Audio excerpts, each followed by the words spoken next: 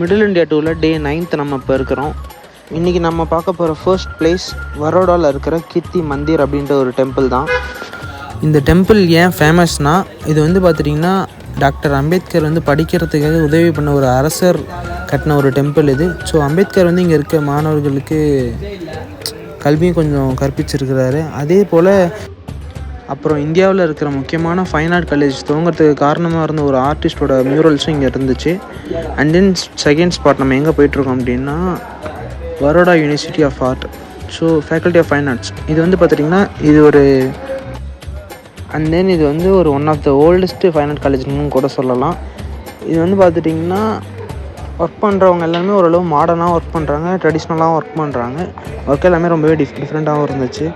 So ஒரு fine art நீங்கள் படிக்கணும் அப்படின்னும் போது ஃபேக்கல்ட்டி ஆஃப் ஆர்ட்ஸ் வந்து ஒரு நல்ல ஃபைன் ஆர்ட் காலேஜ் தான் நான் சொல்லுவேன்.